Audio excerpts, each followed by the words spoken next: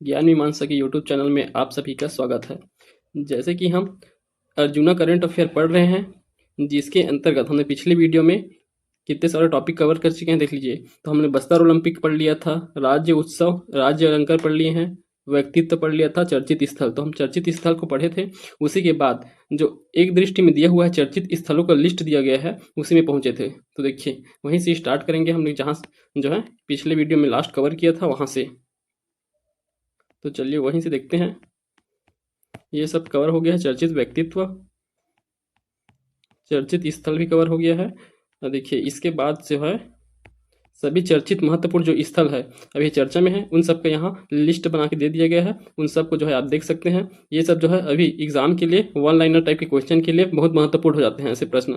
तो ऐसे one liner प्रश्नों में पूछे जाते हैं, इन फैक्ट को याद रखेंगे। तो चलिए पढ़ना स्टार्ट करते हैं। तो देखिए यहाँ सबसे पहले दिया गया है राष्ट्रीय स्तर पर चर्चित छत्तीसगढ़ के स्थल। तो राष्ट्रीय स्तर पर चर्चित स्थलों की सूची पहले देख लीजिए। तो सबसे पहले विश्व का पहला एडवांस अल्ट्रा सुपर क्रिटिकल ताप विद्युत संयंत्र। तो इसे हम पिछले वीडियो में भी पढ़े हैं। छत्तीसगढ़ में एशिया का सबसे पहला सुपर क्रिटिकल ताप विद्युत संयंत्र सीपत बिलासपुर है, एनटीपीसी सीपत। और उसके बाद देखिए इसी को जो है एडवांस अल्ट्रा सुपर क्रिटिकल ताप विद्युत संयंत्र बनाया जा रहा है, जो विश्व का पहला इस प्रकार का संयंत्र होगा। तो सीपत बिलासपुर में स्थित है, याद रखेंगे इसे। अगला है विश्व का सबसे ऊंचा बांस टावर। तो ये बहुत चर्चे में था कुछ समय पहले ही।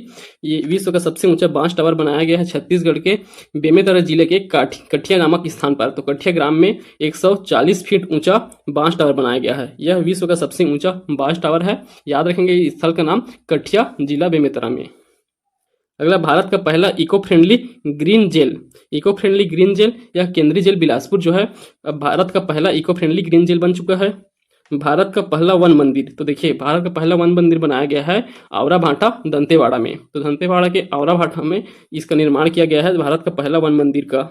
भारत का सबसे बड़ा कैंटिलीवर स्काई वॉक। तो कांच का पुल कैंटिलीवर स्काई वॉक यह कहाँ बनाया गया है? चित्रकूट जलप्रपात में। तो बस्तर के चित्रकूट जलप्रपात में कांच का पुल बनाया गया है। यह भारत का सबसे बड़ा कैंटिलीवर स्काई वॉक है। भारत का पूर्णतः स्वचालित फिश फीड प्लांट कहाँ बनाया जा रहा है? तो राजनांदगांव जिले के सुखरी में ऑटोमेटिक फिश फीड प्लांट बनाया जा रहा है। यह भारत का सबसे पूर्णतः स्वचालित फिश फीड प्लांट होगा। देखिए भारत का छठवां साइंस सिटी प्रस्तावित है रायपुर में। छठवां साइंस सिटी रायपुर भारत का योग एवं प्राकृतिक चिकित्सा संबंधी द्वितीय संस्था। तो जो है भारत का दूसरा, पहला जो है कहाँ है? ग्वालियर में स्थित है। और दूसरा जो है कहाँ बनने वाला है? रायपुर में। पहला भारत का पहला लिथियम खदान है कटघोरा। तो लिथियम कटघोरा में प्राप्त हुआ, छत्तीसगढ़ के कोरबा जिले में स्थित है कटघोरा। वहां भारत का पहला लिथियम खदान प्राप्त हुआ है। भारत का पहला फीकल स्लज ट्रीटमेंट प्लांट। तो यह कहाँ है? दुर्ग जिले के पतोरा पंचायत के अंतर्गत यह प्लांट विकसित किया गया है, पहला फीकल स्लज ट्रीटमेंट प्लांट। तो ये सभी जो है राष्ट्रीय स्तर पर चर्चित छत्तीसगढ़ के प्रमुख स्थल हैं। उसके बाद देखिए छत्तीसगढ़ राज्य में सबसे पहला व बड़ा चर्चित स्थल कौन कौन से हैं? तो इनकी सूची को दिया गया है। छत्तीसगढ़ का पहला दिव्यांगजन पार्क। तो ये कहाँ बन रहा है? रायपुर में प्रस्तावित है। दूसरा देखिए छत्तीसगढ़ का पहला वाटर प्लस शहर, इसे पहले ही डिटेल से पढ़ चुके हैं। रायपुर जो है छत्तीसगढ़ का पहला वाटर प्लस शहर है। छत्तीसगढ़ का पहला रेन वाटर हार्वेस्टिंग पार्क। तो पहला rain water harvesting park Raipur के आरंग में बन रहा है। पहला रेन वाटर हार्वेस्टिंग पार्क है आरंग में। छत्तीसगढ़ का पहला ट्राइबल फ्रीडम फाइटर म्यूजियम। तो यह नवा रायपुर में है, इसे पहले भी देखे हैं। छत्तीसगढ़ का पहला आयुर्वेदिक विश्वविद्यालय, यह भी रायपुर में प्रस्तावित है। छत्तीसगढ़ का पहला एस्ट्रो पार्क, इसे भी हम पहले पढ़ चुके हैं। यह कहाँ बन रहा है? सूरजपुर में। तो कर्क रेखा से गुजरने वाले सभी राज्यों में एक एक एस्ट्रो पार्क बनाया जा रहा है। तो कर्क रेखा हमारे छत्तीसगढ़ से भी गुजरता है। तो छत्तीसगढ़ के 4 जिले से गुजरने वाला है, उसी में से एक जिला है सरगुजा, तो सूरजपुर। तो सूरजपुर में बनाया जा रहा है एस्ट्रो पार्क। छत्तीसगढ़ का पहला फ्लोटिंग अर्थात तैरता हुआ सौर ऊर्जा संयंत्र, यह कहाँ बनाया गया है? मरोदा जलाशय भिलाई में। तो पहला फ्लोटिंग सौर ऊर्जा संयंत्र मरोदा जलाशय, याद रखेंगे। छत्तीसगढ़ का पहला डिजिटल प्लेनेटोरियम। तो यह दंतेवाड़ा के कार्ली नामक स्थान पर प्रस्तावित है, डिजिटल प्लेनेटोरियम। छत्तीसगढ़ का पहला पिंक स्टेडियम, तो आप जान रहे होंगे बिलासा गर्ल्स कॉलेज में स्थित है। छत्तीसगढ़ का पहला pink stadium Bilasa girls college Bilaspur. Chhattisgarh का पहला धूप घड़ी रामाराम जिले में बन रहा है, रामाराम में बन रहा है, सुकमा जिले का। छत्तीसगढ़ का पहला आईटी पार्क, यह दुर्ग में स्थित है। छत्तीसगढ़ का पहला नालंदा लाइब्रेरी, तो यह कहाँ बनाया जा रहा है? रायगढ़ में प्रस्तावित है। तो ये ओपी चौधरी द्वारा इसका घोषणा किया गया है, नालंदा लाइब्रेरी बनेगा रायगढ़ में। छत्तीसगढ़ का पहला गौधाम अर्थात गौ अभ्यारण्य, तो गौ अभ्यारण्य बनाया जा रहा है छत्तीसगढ़ में गौ के संरक्षण के लिए, जिसका नाम गौधाम रखा जाएगा।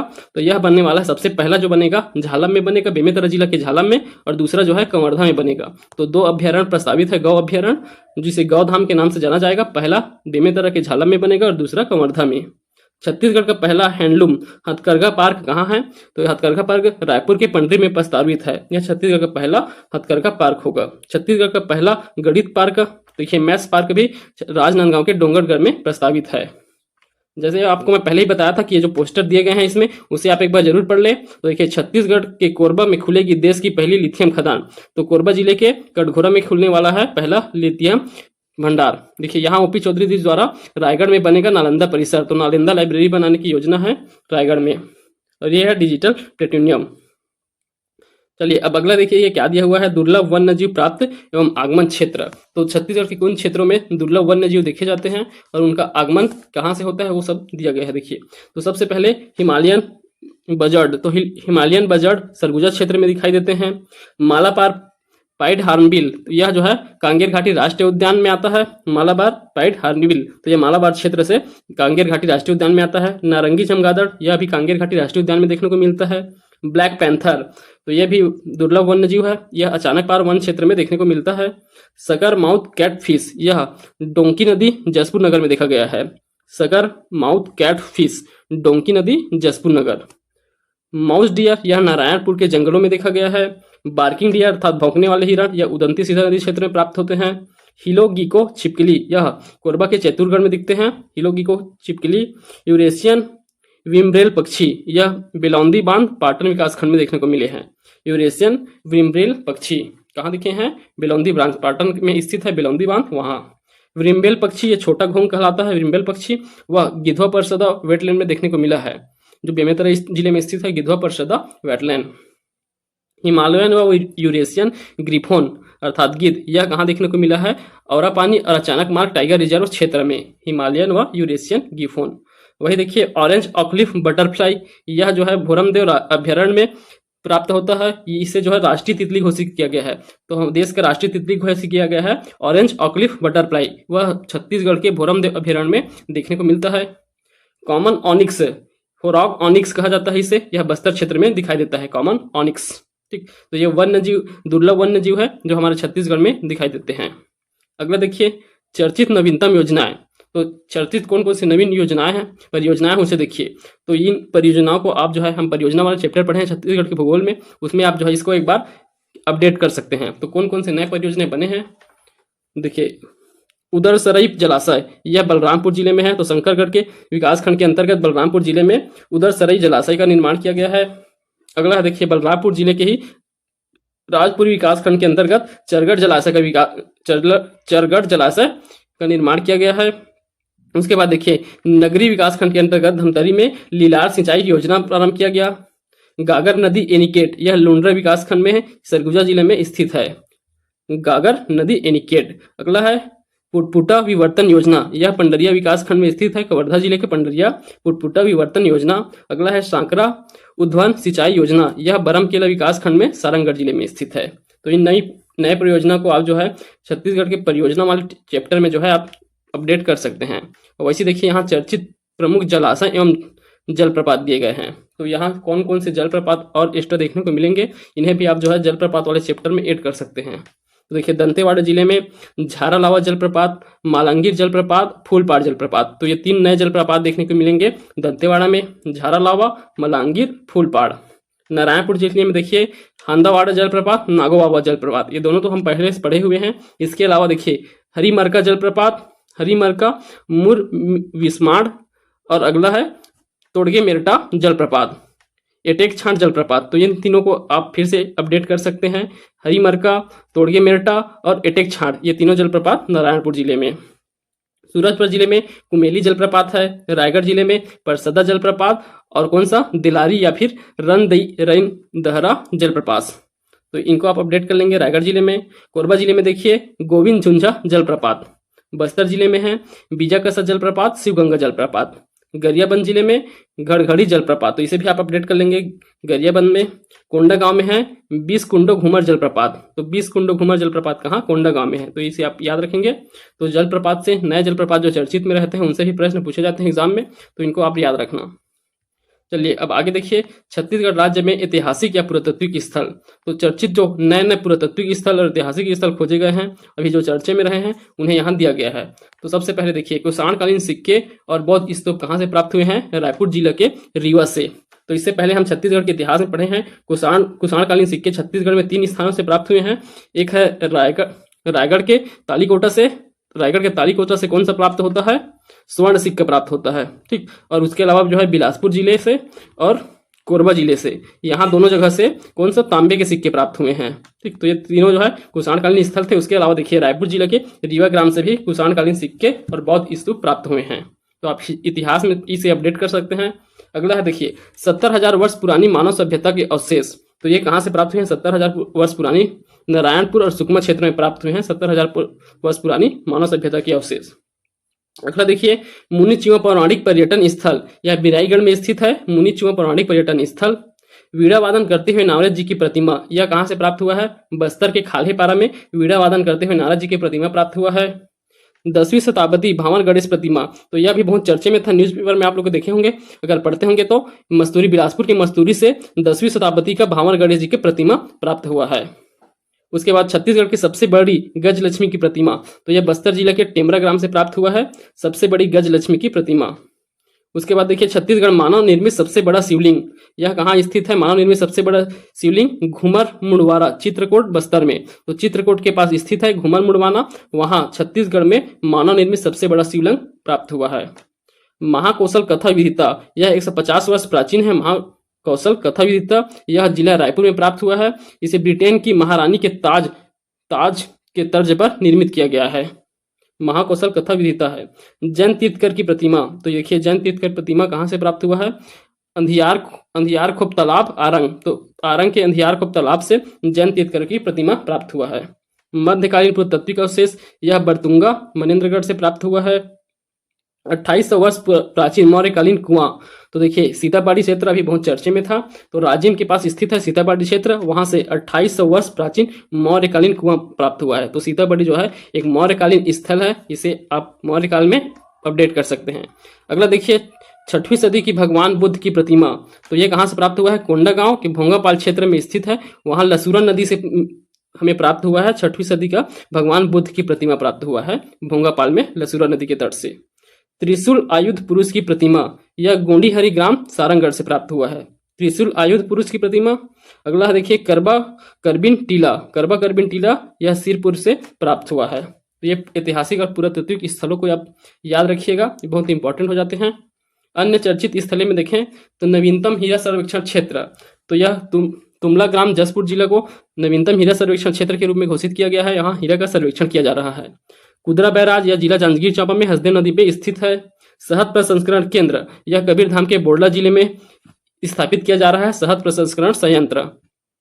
सर्प विज्ञान केंद्र, तो सर्प के लिए सबसे ज्यादा प्रसिद्ध है जसपुर का तपकरा, तो वहां जो है प्रस्तावित है सर्प विज्ञान केंद्र। राजा राव पठार, यह बालोद जिले के कर्रेझर में है, तो ये देखिए पठार को भी याद रखेंगे। राजा राव पठार कहाँ है, बालोद जिले के कर्रेझर। सिद्धघरा आश्रम जसपुर में है, इसके संचालक है पद्मश्री जागेश्वर यादव, तो जागेश्वर यादव द्वारा सिद्धघरा आश्रम का संचालन किया जाता है, यह जसपुर में है। जागेश्वर यादव को इस वर्ष 2024 में पद्मश्री सम्मान से सम्मानित किया गया है। इन्हें जो है समाज सेवा के क्षेत्र में पद्मश्री सम्मान दिया गया है। मंडप खोल गुफा, यह छुई खदान खैरागढ़ में स्थित है। मंडप खोल गुफा। लिंगाई या लिंगेश्वरी माता मंदिर, यह कोंडा गांव के फरस गांव तहसील में आलोर की पहाड़ी में स्थित है लिंगेश्वरी माता मंदिर। निरई माता मंदिर, यह पैरी और सोंढूर नदी के तट पर स्थित है। तो देखिए पैरी और सोंढूर नदी जो है त्रिवेणी संगम बनाते हैं राजिम में महानदी के साथ। उससे पहले पैरी नदी में सोंढूर नदी जो है संगम करता है, उस समय जो है उस दोनों संगम जहां बनाते हैं पैरी और सोंढूर, उस संगम में स्थित है निरई माता का मंदिर। तो निरई माता का मंदिर याद रखेंगे, पैरी और सोंढूर नदी के संगम में है। चांग देवी मंदिर, यह मनेन्द्रगढ़ के भगवानपुर में है। चांग देवी मंदिर। चलिए अब आगे हम जो है इसको कंप्लीट कर लिया। अब आगे हम चर्चित महोत्सव देखेंगे। तो छत्तीसगढ़ में चर्चित महोत्सव से भी प्रश्न पूछे जाते हैं। तो कौन कौन से जो प्रसिद्ध महोत्सव हैं वे जो है ज़्यादा इंपॉर्टेंट है वहाँ दिए गए हैं। ये चर्चित महोत्सव में सबसे पहले है चक्रधर समारोह। तो देखिए चक्रधर समारोह प्रति वर्ष आयोजित किया जाता है। इस वर्ष जो आयोजित किया गया था 2024 में वह 49वां का चक्रधर समारोह है। इसका आयोजन का तिथि याद रखना है आपको, इसकी तिथि भी पूछा जाता है। तो 10 दिवसीय होता है और यह जो है गणेश चतुर्थी के अवसर पे होता है। तो 7 तारीख को इस वर्ष जो है 7 सितंबर को गणेश चतुर्थी था। तो उसी दिन से प्रारंभ हुआ था। 7 सितंबर से 16 सितंबर 2024 तक के चक्रधर समारोह आयोजित किया गया था। इसका आयोजन स्थल प्रत्येक वर्ष यह रायगढ़ के रामलीला मैदान में आयोजित किया जाता है। इस साल जो है 39वां क्रम था इस समारोह का। अब देखिए शुभारंभ समारोह कब हुआ था? तो शुभारंभ जो है 7 सितंबर 2024 को गणेश चतुर्थी के अवसर पर किया गया था। यहाँ मुख्य अतिथि थे मुख्यमंत्री श्री विष्णुदेव साय जी मुख्य अतिथि थे। प्रमुख प्रस्तुति में देखिए प्रमुख प्रस्तुति पद्मश्री हेमा मालिनी द्वारा भरतनाट्यम पर राधा रास बिहार नृत्य नाटिका किया गया था। तो यहाँ देख सकते हैं चित्र दिया गया है, यहाँ फोटो हेमा मालिनी जी जिनको पद्मश्री प्राप्त हैं उनके द्वारा भरतनाट्यम प्रस्तुत किया गया था। सम्मान पत्र पे देखिए इस वर्ष पद्मश्री से सम्मानित श्री रामलाल जी बरेट को कथक घुंघरू सम्मान से सम्मानित किया गया था। तो इस वर्ष रामलाल बरेट अर्थात 2024 का पद्मश्री सम्मान दिया गया है। रामलाल बरेट जी का उनका संबंध कथक से संबंधित है, कथक नृत्य से उन्हें यहाँ सम्मानित किया गया है घुंघरू सम्मान से। तो यह सम्मान जो है चक्रधर समारोह में श्री रामलाल जी बरेट को दिया गया है घुंघरू सम्मान। तो यहाँ आप याद रखेंगे इस वर्ष के लिए यह टॉपिक जो है बहुत इंपॉर्टेंट हो जाता है। अब देखिए इस वर्ष और क्या इंपॉर्टेंट रहा इसमें, तो यहाँ प्रस्तुति जो है इस वर्ष बहुत ज़्यादा इंपॉर्टेंट है। यहाँ 7 पद्मश्री प्राप्त करता व्यक्तित्व द्वारा जो है यहाँ क्या दिया गया है, प्रस्तुति प्रस्तुत किया गया है। तो यहाँ देख लेते हैं सबसे पहले 39वें चक्रधर समारोह में भारत सरकार के चौथे सर्वोच्च नागरिक सम्मान। तो आप जान रहे हैं पद्मश्री चौथा है, सबसे पहला है भारत रत्न, उसके बाद पद्म विभूषण, पद्म भूषण, फिर चौथे स्थान पे आता है पद्मश्री। तो चौथा सर्वोच्च नागरिक सम्मान है। इसके प्राप्तकर्ता सम्मानित 7 विभूतियों ने इस मंच को सुशोभित किया है, जिसमें सबसे पहले है पद्मश्री हेमा मालिनी द्वारा। इन्हें 2000 में पद्मश्री पुरस्कार मिला था, भरतनाट्यम प्रस्तुति किया है इनके द्वारा। तो ये जो है क्या है, ये शास्त्रीय नृत्य है भरतनाट्यम। तो हेमा मालिनी जी द्वारा शास्त्रीय नृत्य भरतनाट्यम का प्रस्तुति दिया गया। उसके बाद देखिए पद्मश्री रंजना गौहर, इनके द्वारा ओडिसी नृत्य किया गया था, उड़ीसी नृत्य। उसके बाद देखिए पद्मश्री कुमारी देवयानी, इनके द्वारा भरतनाट्यम प्रस्तुत किया गया था। पद्मश्री डॉक्टर सुरेंद्र दुबे, ये हास्य कवि हैं, इनके द्वारा हास्य कवि प्रस्तुत किया गया था। पद्मश्री भारती बंधु, ये कबीर भजन के लिए प्रसिद्ध है, इन्हें भी पद्मश्री सम्मान 2013 में दिया गया था, इनके द्वारा भी प्रस्तुति किया गया। पद्मश्री अनुज शर्मा 2024 में पद्मश्री प्राप्त किए हैं। ये क्षेत्रीय गायन है, इनके द्वारा जो है क्षेत्रीय लोक गायन किया गया है। उसके बाद देखिए रामलाल बरेट, ये इस वर्ष 2024 में इन्हें पद्मश्री सम्मान दिया गया, इनके द्वारा कथक नृत्य जो है प्रस्तुत किया गया है। तो इन 7 पद्मश्री प्राप्त विभूतियों द्वारा यहाँ प्रस्तुति दिया गया है। आगे देखिए सामान्य परिचय दिया हुआ है चक्रधर समारोह का। चक्रधर समारोह का आयोजन वर्ष 1885 से राजा चक्रधर सिंह जो तबला वादक थे उनके द्वारा प्रारंभ किया गया था। पूर्व में इसका आयोजन बादल महल में, रायगढ़ के बादल महल में किया जाता था। वर्तमान में इसका आयोजन जो है रामलीला मैदान रायगढ़ में किया जाता है। देखिए इस अवसर पर श्री विष्णु साय जी द्वारा रायगढ़ में संगीत विश्वविद्यालय स्थापना करने की घोषणा किया गया है। तो संगीत विश्वविद्यालय अब रायगढ़ में भी खुलेगा। तो इसकी घोषणा मुख्यमंत्री विष्णुदेव द्वारा इस 39वें चक्रधर समारोह में किया गया है। तो इस वर्ष का चक्रधर समारोह जो है बहुत इंपॉर्टेंट है, तो आप इसे अच्छे से पढ़ लीजिएगा, यहाँ से इस बार प्रश्न पूछने की संभावना है। अब उसके बाद देखिए 47वां राउत नाचा महोत्सव 2024। तो इस बार जो है राउत नाचा महोत्सव का क्रम कौन सा रहेगा? 47वां क्रम है। पिछले वर्ष का 46वां क्रम था। इसका आयोजन इसमें डेटा में कोई चेंज नहीं है, बस आपको तिथि देखना है। तो यह 23 नवंबर 2024 को हुआ था। राउत नाचा जो है यह बिलासपुर का राउत नाचा जो है सबसे प्रसिद्ध है। तो लाल बहादुर शास्त्री स्कूल में होता है बिलासपुर में, यह सबसे प्रसिद्ध है। इस महोत्सव का उद्घाटन मुख्यमंत्री श्री विष्णुदेव द्वारा किया गया था। इसमें देखिए पिछले वर्ष की भांति इस वर्ष भी प्रथम स्थान पर बसिया दल रहा है और दूसरी स्थान पर भरनी परसदा दल रहा है। तो पिछले वर्ष भी इन्हीं 2 दलों द्वारा प्रथम और द्वितीय स्थान क्रमशः पाया गया था। इस वर्ष भी इन्हीं के द्वारा लिया गया है। छत्तीसगढ़ का सबसे बड़ा राउत नाचा महोत्सव का आयोजन प्रतिवर्ष बिलासपुर में होता है। यहाँ राउत नाचा महोत्सव की शुरुआत 1978 से चलती आ रहा है। तो 1978 से लेकर के अभी तक चल रहा है बिलासपुर में राउत नाचा महोत्सव। तो इस साल का क्रम याद रखेंगे, 47वां क्रम का था। बसिया दल जो है प्रथम स्थान पर, भरनी परिषद दल द्वितीय स्थान पर। चलिए अब अगला है छत्तीसगढ़ राज्य युवा महोत्सव 2025। तो इसका आयोजन होने वाला है, अभी हुआ नहीं है युवा महोत्सव का। तो कब होता है युवा महोत्सव? स्वामी विवेकानंद की जयंती में। तो 12 जनवरी को स्टार्ट होगा विवेकानंद की जयंती में, इसे युवा दिवस के रूप में भी मनाया जाता है। तो छत्तीसगढ़ राज्य युवा महोत्सव दिवस 2025 मनाया जाएगा 12 से 14 जनवरी 2025 को। यह प्रस्तावित है। स्थल कौन सा रहेगा? खेल संचालनालय परिसर एवं पंडित दीनदयाल उपाध्याय ऑडिटोरियम रायपुर। तो दीनदयाल उपाध्याय ऑडिटोरियम रायपुर में इसका आयोजन किया जाएगा। प्रतियोगिता का आयोजन 13 प्रकार की विधाओं से संबंधित रहेगा। 13 प्रकार की विधाओं से प्रतियोगिता किया जाएगा। प्रतिभागी की आयु जो है 15 से 29 वर्ष के, अर्थात युवा वर्ग की लेने वाले हैं, तो 15 से 29 वर्ष की आयु वर्ग के युवा जो है इसमें भाग लेंगे। आयोजन का स्तर 2 स्तरों में होगा, एक विकास खंड स्तर और दूसरा जिला स्तर पर होगा। तो देखिए विकास खंड स्तर पर जो है 30 नवंबर 2024 तक चलेगा और जिला स्तर पर 1 से लेकर के 15 दिसंबर 2024 तक के आयोजित किया गया है, विकास खंड स्तर और जिला स्तर पर। फिर इन्हीं में से जो सिलेक्टेड रहेंगे, फाइनल में पहुंचे हैं, वो कब होंगे? 12 से 14 जनवरी तक 2025 में यहाँ दीनदयाल उपाध्याय ऑडिटोरियम में इसका आयोजन किया जाएगा। ठीक, तो ये है राज्य युवा महोत्सव 2025 के संबंध में। अब अगला देखिए जल जगार महोत्सव 2024। तो जो जल जगार महोत्सव कहाँ मनाया गया है? तो यह 5 से 6 अक्टूबर 2024 को मनाया गया है।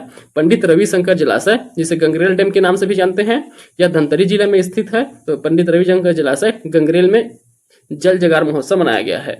शायद सरकार के प्रयासों से धमतरी में एक अंतरराष्ट्रीय जल सम्मेलन का आयोजन किया गया। तो यह जो है अंतरराष्ट्रीय जल सम्मेलन है, इंटरनेशनल जल सम्मेलन जल जगार। ठीक, जल जगार यह शब्द अब जल संरक्षण की सफलता का प्रतीक बन गया है।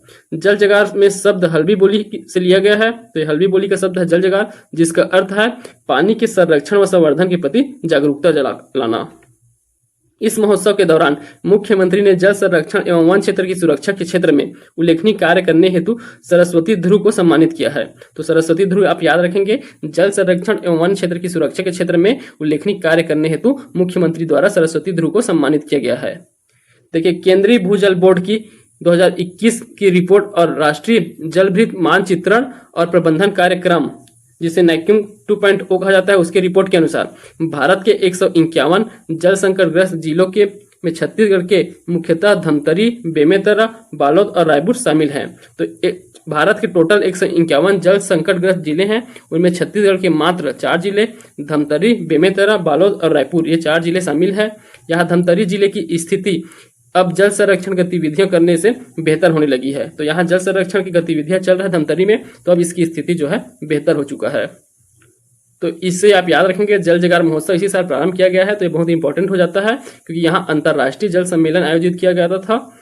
यह कहाँ? पंडित रविशंकर जलाशय गंगरेल में आयोजित किया गया है। तो आप याद रखेंगे जल जगार महोत्सव 5 से 6 अक्टूबर को। चलिए अगला है राष्ट्रीय आम महोत्सव। तो राष्ट्रीय आम महोत्सव 2024 का आयोजन 12 से 14 जून 2024 का हुआ। यह इंदिरा गांधी कृषि विश्वविद्यालय रायपुर में आयोजित किया गया था। तो आप न्यूज में पढ़े भी होंगे, कई न्यूज में आया हुआ था, ये इंदिरा गांधी कृषि विश्वविद्यालय में राष्ट्रीय आम महोत्सव का आयोजन किया गया था। इस महोत्सव में 600 से अधिक कृषक प्रतिभागियों द्वारा आम की 350 विभिन्न किस्मों के 2000 से अधिक प्रादर्श छत्तीसगढ़ी वासियों के अवलोकनार्थ रखे गए थे। तो कितने किस्म के? 350 से के अधिक 350 किस्म के आम जो है यहाँ कृषकों के द्वारा प्रदर्शन हेतु रखा गया था इंदिरा गांधी कृषि विश्वविद्यालय के परिसर में। तो याद रखेंगे आप राष्ट्रीय आम महोत्सव कहाँ आयोजित किया गया था और कब आयोजित किया गया था। अब अगला देखिए, ये जो है बहुत ज्यादा इंपॉर्टेंट हो जाता है, जनजाति गौरव दिवस एवं अंतरराज्यीय आदिवासी लोक नृत्य महोत्सव। ये बहुत ज्यादा इंपॉर्टेंट है, यहाँ से प्रश्न भी पूछे जाते हैं। तो आप इसे अच्छे से पढ़ेंगे, एक एक फैक्ट को आपको यहाँ के से याद रखना है। तो इसका आयोजन कब किया गया था, वहां से स्टार्ट करेंगे। देखिए आयोजन 14 एवं 15 नवंबर 2024, तो 2 दिवसीय कार्यक्रम था यह। 14 और 15 नवंबर 2024 को हुआ है। जनजाति गौरव दिवस के अवसर पर 15 नवंबर 2024 को जनजाति गौरव दिवस मनाया जाता है। 15 नवंबर 2024 जनजाति गौरव दिवस, उसी दिन 14, उससे पहले और एक दिन 15, तो 2 दिन का आयोजन था। इसमें शामिल थे पूरे भारत के जो है 22 राज्यों के आदिवासी नर्तक दल इसमें शामिल थे। आयोजन का स्थल साइंस कॉलेज मैदान रायपुर में किया गया। शुभारंभ करते थे मुख्यमंत्री श्री विष्णुदेव साय जी द्वारा। इसमें शामिल राज्य 21 राज्य के 28 नर्तक दल थे। देखिए 21 राज्य के 28 नर्तक दलों ने भाग लिया था इस गौरव दिवस के अवसर के महोत्सव में।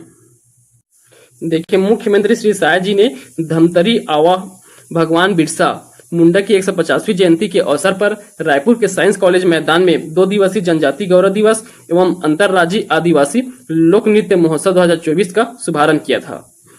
प्रधानमंत्री नरेंद्र मोदी जनजाति गौरव दिवस के अवसर पर 15 नवंबर 2024 को जमुई बिहार से छत्तीसगढ़ के कार्यक्रम में वर्चुअल रूप से शामिल हुए थे। तो 15 नवंबर को नरेंद्र मोदी जी द्वारा वर्चुअल रूप से शामिल हुए थे इस कार्यक्रम में। उस समय जो है वह बिहार के जमुई में थे, वहीं से जो है इन्होंने वर्चुअली भाग लिया था।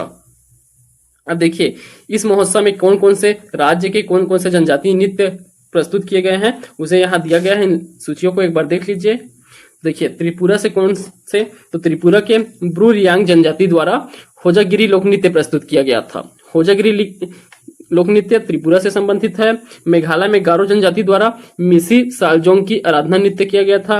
मिजोरम के मिजो और चरमा जनजाति द्वारा मिजो नृत्य प्रस्तुत किया गया था। हिमाचल प्रदेश के जनजाति समुदाय द्वारा कायांग नृत्य प्रस्तुत किया गया। उत्तराखंड के दियाबाती नृत्य, हारुल नृत्य, ये दोनों प्रस्तुत किए गए हैं। सिक्किम से लिम्बू जनजाति द्वारा चाकोस तामनांग नृत्य, तो इसे याद रखेंगे, सिक्किम से चाकोस तामलांग नृत्य। गुजरात का देखिए सिद्धि गोमा नृत्य, राठवा नृत्य, ये दोनों कहां से संबंधित है, सिद्धि गोमा और राठवा गुजरात से। अरुणाचल प्रदेश से गे पदम एना न्यू नृत्य, तो इसका नाम ही देखिए गे पदम एना नी नृत्य आदि नृत्य, तो ये 2 नृत्य हैं अरुणाचल प्रदेश के। मध्य प्रदेश के गौड़ जनजाति द्वारा सैला कर्मा नृत्य, भीलों के द्वारा भगोरिया नृत्य, ये दोनों मध्य प्रदेश के। जम्मू कश्मीर से गुज्जर जनजाति द्वारा गोजरी नृत्य प्रस्तुत किया गया है। तेलंगाना से मथुरी नृत्य, उत्तर प्रदेश से कर्मा नृत्य, कर्नाटक से सुंगाली नृत्य, आंध्र प्रदेश से डिभाना नृत्य, दमन दीव से तारपा नृत्य, राजस्थान से चक्री नृत्य तथा नागालैंड से आओ नागा लोक नृत्य नागालैंड से। ठीक, तो इन राज्यों द्वारा अलग अलग जनजातीय नृत्य जो है प्रस्तुत किए गए हैं इसमें। तो इनको भी आप देख सकते हैं, जितना आपको याद हो सके उतना को याद करना है, क्योंकि यहाँ से भी प्रश्न पूछे जा सके हैं। एक वर्ष जो है इससे प्रश्न पूछा भी गया था, तो इसे आप अच्छे से पढ़ सकते हैं। और देखिए अगला है माँ महानदी चित्रोत्पला गंगा महानदी महाआरती महोत्सव। तो देखिए महानंदा चित्रोत्पला गंगा महानदी महाआरती महोत्सव 2024, यह 12 नवंबर 2024 को था। आयोजन स्थल देखिए दरहा घाट तट चंद्रपुर शक्ति में। तो दरहा घाट यहाँ लोकार्पण करने के लिए गए थे मुख्यमंत्री जी द्वारा, वहीं इस महोत्सव का आयोजन किया गया था। यहाँ महाआरती के रूप में इसका आयोजन किया गया। मुख्यमंत्री श्री विष्णुदेव साय ने चंद्रपुर में महानदी के तट पर दरहा घाट का लोकार्पण किया है। दरहा घाट महानदी के तट पर इसी अवसर पर यहाँ महाआरती में शामिल हुए थे। इसी को महानंदा चित्रोत्पला गंगा महानदी महाआरती महोत्सव नाम दिया गया है। तो ये हो गया प्रमुख महोत्सव जो अभी इस वर्ष जो है मुख्य रूप से ज्यादा चर्चित रहे हैं। उसके अलावा यहाँ दिया हुआ है छत्तीसगढ़ में और कहाँ कहाँ महोत्सव आयोजित किया जाता है, कब किया जाता है, किस जिले में किया जाता है। इसे हम छत्तीसगढ़ का जब हम क्या पढ़े थे, महोत्सव पढ़े थे, उसमें आर्ट एंड कल्चर वाले पार्ट में वहां इसे एक बार पढ़ चुके हैं। अब यहाँ भी दिया हुआ है करंट अफेयर में, तो यहाँ भी एक बार पढ़ सकते हैं। अब डिटेल अगर आपको पढ़ना है तो आप जाके देख सकते हैं, वो आपको आर्ट एंड कल्चर वाले चैप्टर में आपको मिल जाएगा। प्रमुख महोत्सव दिए गए हैं, मेले और महोत्सव वाले चैप्टर में दिया गया है उसे। अब चलिए यहाँ कौन कौन से दिए हैं। रामगढ़ महोत्सव, तो इस वर्ष 48वां क्रम था रामगढ़ महोत्सव का। यह 22 से 23 जून 2024 को सरगुजा जिले में आयोजित किया जाता है, रामगढ़ की पहाड़ी में रामगढ़ महोत्सव। अगला है भोरमदेव महोत्सव, 28वां क्रम का है, 6 से 7 अप्रैल 2024, यह कबीरधाम जिले में आयोजित होता है। मंदराज महोत्सव, तो ये जो है दाऊजी मंदराज के उनके याद में किया जाता है। मंदराजी महोत्सव 1 अप्रैल 2024 को। दाऊजी मंदराज का गांव जो है रवेली ग्राम है, राजनांदगांव जिले में। अगला देखिए अमृतधारा महोत्सव, यह 8 मार्च को अमृतधारा जलप्रपात के करीब मनेन्द्रगढ़ जिला में। चित्रकूट महोत्सव, यह बस्तर जिला में होता है, 5 से 7 मार्च को आयोजित हुआ था इस वर्ष। सिरपुर महोत्सव, तो यह महासमुंद के सिरपुर में होता है, 24 से 26 फरवरी 2024। अब देखिए बिलासा महोत्सव, 34वां बिलासा महोत्सव। बिलासा महोत्सव कहाँ होता है, बिलासपुर जिले में। बिलासा महोत्सव बिलासपुर में आयोजित किया था, इस वर्ष जो है 34वां क्रम का है। अगला मैनपाट महोत्सव, यह जो है रोफाघाट जलाशय मैनपाट में होता है, 23 से 25 फरवरी के मध्य आयोजित हुआ था। गौरैया धाम महोत्सव। गौरैया धाम महोत्सव तांदुला नदी तट के चौरेल ग्राम में होता है। बालोद जिला में अंतर्गत आता है चौरेल ग्राम, वहीं जो है तांदुला नदी के तट पर आयोजित किया जाता है गौरैया धाम महोत्सव। इसे हम डिटेल से पढ़े हैं, आप देख सकते हैं। छत्तीसगढ़ के जो भूगोल वाला छत्तीसगढ़ का आर्ट एंड कल्चर वाला है, वहां जाके देख सकते हैं। देखिए जाजलदेव महोत्सव, तो जाजलदेव महोत्सव जांजगीर चांपा में आयोजित होता है।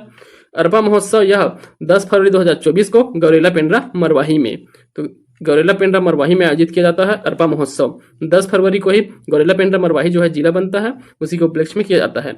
झुमका जल महोत्सव यह कोरिया जिले में आयोजित किया जाता है, 1 से 2 फरवरी को हुआ इस वर्ष। राजा मोरध्वज आरंग महोत्सव 28-29 जनवरी को आरंग रायपुर में। तातापानी महोत्सव यह बलरामपुर में आयोजित किया जाता है। तो ये जो है छत्तीसगढ़ में आयोजित होने वाले प्रमुख चर्चित महोत्सव है, आप इन्हें एक बार पढ़ लीजिए, कौन सा कहाँ किस जिले में आयोजित होता है, एटलीस्ट उतना आपको याद रखना है।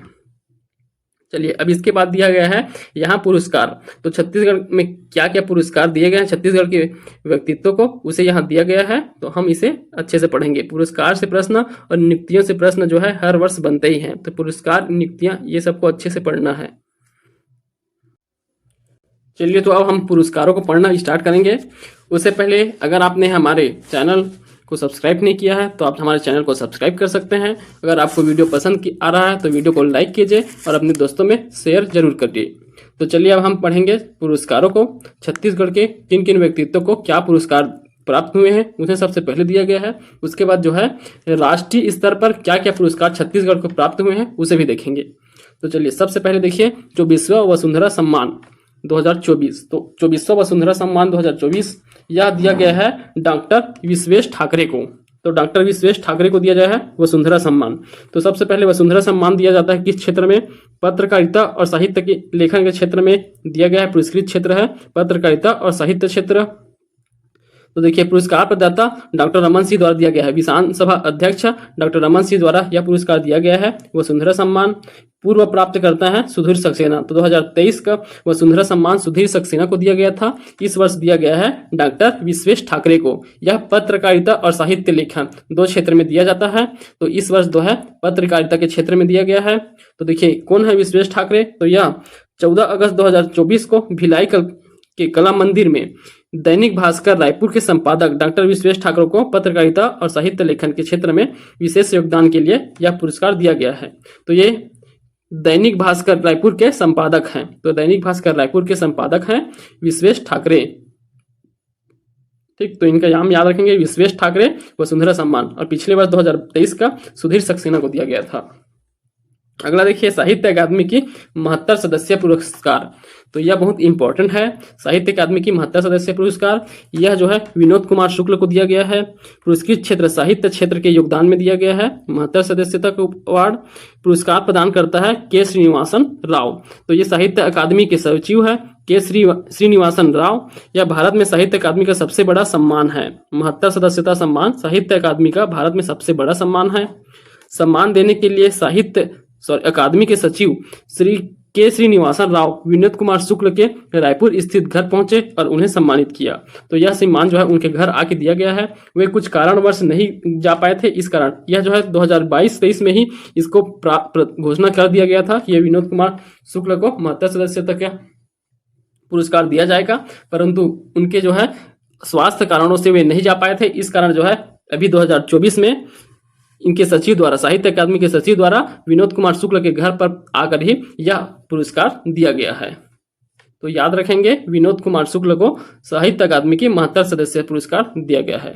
अब अगला देखिए द गोल्डमैन पर्यावरण पुरस्कार 2024। तो यह छत्तीसगढ़ के आलोक शुक्ला को दिया गया है। पर्यावरणविद है आलोक शुक्ला, उसे द गोल्डमैन पर्यावरण पुरस्कार से सम्मानित किया गया है। तो इनका क्षेत्र देखिए संयोजक छत्तीसगढ़ बचाओ आंदोलन के, तो छत्तीसगढ़ बचाओ आंदोलन के संयोजक है आलोक शुक्ला। छत्तीसगढ़ के आलोक शुक्ला हसदेव जंगल को बचाने के लिए कोयला खदानों के खिलाफ 12 सालों से चल रहे अभियान का नेतृत्व कर रहे हैं। वन और आदिवासी अधिकार कार्यकर्ता और छत्तीसगढ़ बचाओ आंदोलन के संयोजक आलोक शुक्ला को उनके सफल अभियान के लिए प्रतिष्ठित गोल्डमैन पर्यावरण पुरस्कार 2024 से सम्मानित किया गया है। इन्होंने छत्तीसगढ़ के हसदेव अरण्य क्षेत्र में 21 नियोजित कोयला खदानों से 4.45 लाख एकड़ जैव विविधता से भरपूर जंगलों को बचाया है। तो हसदेव अरण्य जंगल को बचाने में महत्वपूर्ण भूमिका है आलोक शुक्ला जी का। विदित हो कि यह पुरस्कार आलोक शुक्ला सहित 6 लोगों को प्रदान किया गया है, व्यक्तिगत रूप से 7 लोगों को और इनके साथ जो है 6 लोगों को और दिया गया है यह पुरस्कार। तो चलिए, छत्तीसगढ़ राज्य शिक्षक सम्मान पुरस्कार 2024, तो इससे पहले भी इसके चर्चा किए थे हम, किनके संबंध में है यह छत्तीसगढ़ राज्य शिक्षक सम्मान पुरस्कार। तो यह जो है 5 सितंबर 2024 को शिक्षक दिवस के अवसर पर राजभवन के दरबार हॉल में राज्यपाल के द्वारा 52 शिक्षकों को शिक्षक सम्मान दिया गया और 3 शिक्षकों को स्मृति सम्मान दिया गया है। इस प्रकार टोटल 55 शिक्षकों को सम्मानित किया गया है। तो टोटल 55 शिक्षकों को, जिसमें से 52 को शिक्षक सम्मान और 3 को शिक्षकों को स्मृति सम्मान दिया गया है। तो देखिए, स्मृति शिक्षक पुरस्कार को हमें याद रखना रहता है। तो 3 साहित्यकारों के नाम पे उनकी स्मृति में शिक्षक पुरस्कार दिया जाता है। पहले है डॉक्टर मुकुटधर पांडे, तो मुकुटधर पांडे, दूसरा डॉक्टर पद्मलाल पुन्नालाल बख्शी और तीसरे हैं बलदेव प्रसाद मिश्र। तो इन तीनों साहित्यकारों के नाम से स्मृति शिक्षक पुरस्कार दिया जाता है। तो देखिए, मुकुटधर पांडे पुरस्कार किन्हें दिया गया है इस वर्ष? राजर्षि पांडे को दिया गया है। तो ये भी पांडे हैं और ये भी पांडे हैं। तो राजर्षि, तो देखिए मुकुट कौन पहनते हैं? राजा। तो राजा के सिर में मुकुट, ऐसे याद रखेंगे, राजा के सिर में मुकुट होता है। और पांडे, तो मुकुटधर पांडे पुरस्कार राजर्षि पांडे को दिया गया है। तो एक याद हो गया आपका। दूसरा देखिए, पद्मलाल पुन्नालाल बख्शी स्मृति पुरस्कार यह दिया गया है रश्मि सिंह को। डॉक्टर रश्मि सिंह धुर्वे को दिया गया है, ये बिलासपुर के हैं, और राजर्षि पांडे कबीरधाम के हैं। तो रश्मि सिंह धुर्वे कैसे याद रखेंगे? पद्म रश्मि, पीआर से याद रखेंगे। पद्मलाल पुन्ना पुरस्कार जो है रश्मि को दिया गया है। और उसके बाद है बलदेव प्रसाद मिश्र पुरस्कार सरिता साहू, जो दुर्ग की निवासी है डॉक्टर सरिता साहू, उन्हें दिया गया है बलदेव प्रसाद मिश्र पुरस्कार। तो इन तीनों स्मृति पुरस्कारों का नाम और किन्हें प्रावधान किया गया है उन्हें आपको याद रखना है। अब देखिए, राष्ट्रीय शिक्षक पुरस्कार 2024, इसके संबंध में पहले चर्चा किए थे। किन्हें दिया गया है? छत्तीसगढ़ के शारदा। तो के शारदा को दिया गया है राष्ट्रीय शिक्षक पुरस्कार 2024। यह कौन से स्कूल में पदस्थ है? शासकीय पूर्व माध्यमिक शाला खेदामारा भिलाई की शिक्षिका है के शारदा, उन्हें जो है प्राप्त हुआ है राष्ट्रीय शिक्षक पुरस्कार। दुर्ग जिले की दिव्यांग शिक्षिका के शारदा को 5 सितंबर 2024 को राष्ट्रपति के द्वारा राष्ट्रीय शिक्षक पुरस्कार 2024 से सम्मानित किया गया है। तो शिक्षक दिवस के अवसर पर दिया जाता है राष्ट्रपति द्वारा, तो यह राष्ट्रीय शिक्षक पुरस्कार है। और छत्तीसगढ़ शिक्षक पुरस्कार जो है राज्यपाल द्वारा दिया जाता है। तो के शारदा को प्राप्त हुआ है राष्ट्रीय पुरस्कार। तो वर्ष 2024 में छत्तीसगढ़ के सम्मान पाने वाली एकमात्र शिक्षिका है। तो इस वर्ष जो है एकमात्र शिक्षिका है जिन्हें यह राष्ट्रीय शिक्षक पुरस्कार प्रदान किया गया है। इससे पहले हम पढ़े थे, इनके द्वारा एक बुक भी लिखा गया है 3 लोग मिलके, उसे आप एक बार रिवाइज कर सकते हैं। आप कमेंट में आंसर देंगे। इससे पहले की वीडियो हमने डिस्कस किया था के शारदा और प्रीति सांडियाल, और तो उस बुक का नाम जो है आप कमेंट बॉक्स में दीजिएगा। वह दिव्यांगता से संबंधित पुस्तक है। अब आगे देखिए, इसके आगे क्या दिया गया है? राष्ट्रपति ध्वज अलंकरण समारोह 2024। तो राष्ट्रपति ध्वज अलंकरण समारोह यह 15 दिसंबर 2024 को पुलिस परेड ग्राउंड रायपुर में आयोजित किया गया था। इस समय जो है केंद्रीय गृह मंत्री अमित शाह द्वारा यहां आए हुए थे, उन्हीं के हाथों से यह पुरस्कार जो है वितरित किया गया था। तो इससे पहले हम बस्तर ओलंपिक पिछले वीडियो में पढ़े थे, उसी में 15 दिसंबर को क्या रखा गया था बस्तर ओलंपिक का?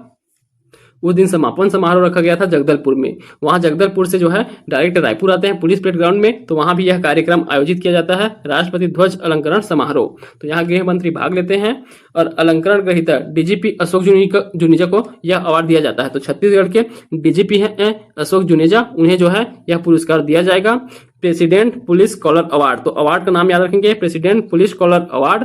राष्ट्रपति पुलिस कलर ध्वज से बस्तर की संस्कृति को दर्शाया गया है। तो इस ध्वज में बस्तर की संस्कृति को दर्शाया गया है, जिसमें गौर, मांडियासी और धान के खेत शामिल हैं। ध्वज के ऊपर और नीचे 36 किले दर्शाए गए हैं। 15 दिसंबर 2024 को रायपुर के पुलिस परेड ग्राउंड में गृह मंत्री अमित शाह के हाथों छत्तीसगढ़ पुलिस को राष्ट्रपति का पुलिस ध्वज सम्मान, जिसे प्रेसिडेंट पुलिस कलर अवार्ड 2024 से सम्मानित किया गया है।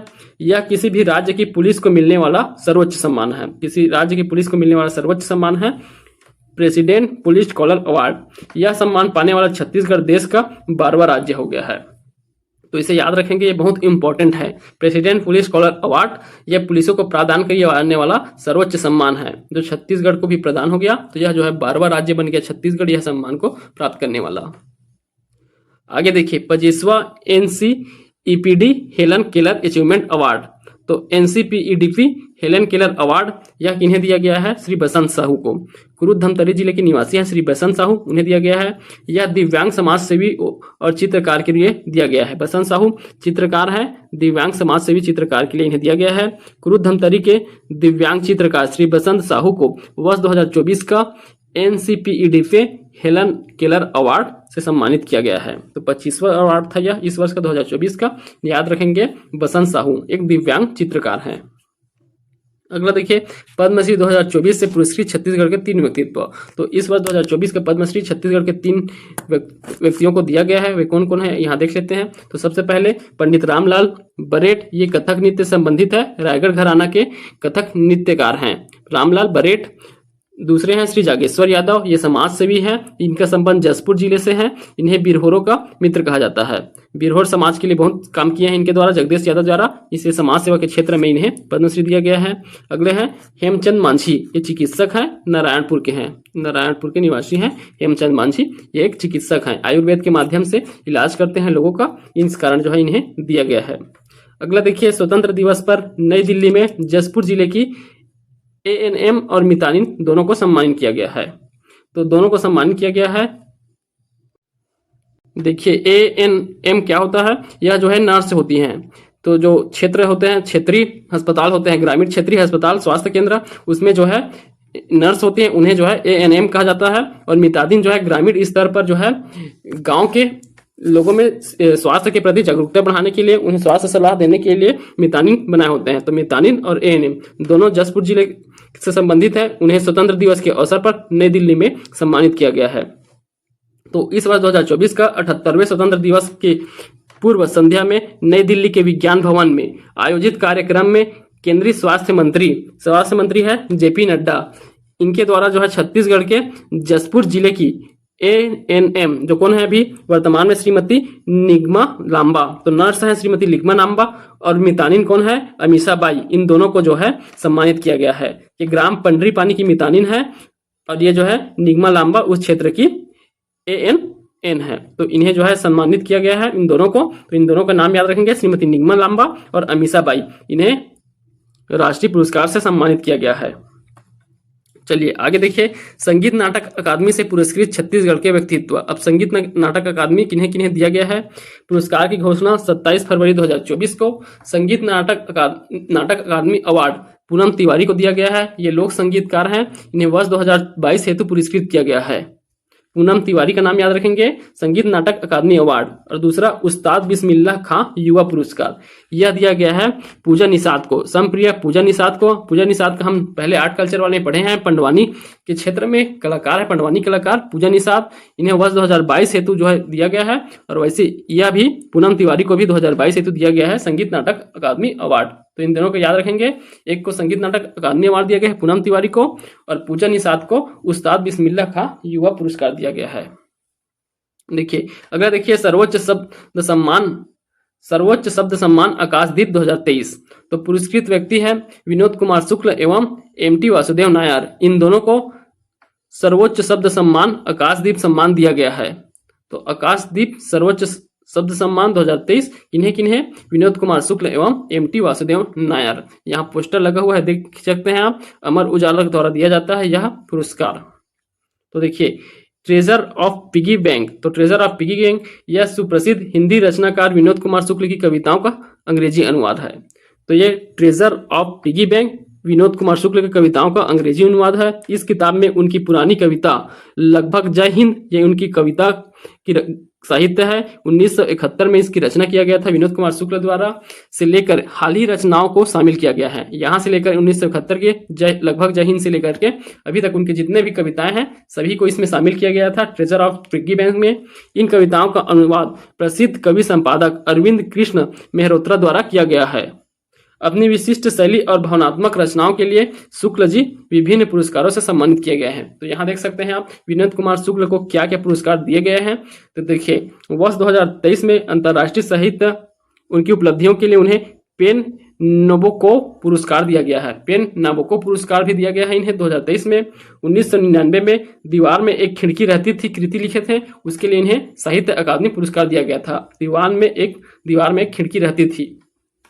1996 में इन्हें मैथिली शरण गुप्त राष्ट्रीय पुरस्कार प्राप्त हो चुका है। 1995 में मध्य प्रदेश शिखर सम्मान प्राप्त हो चुका है।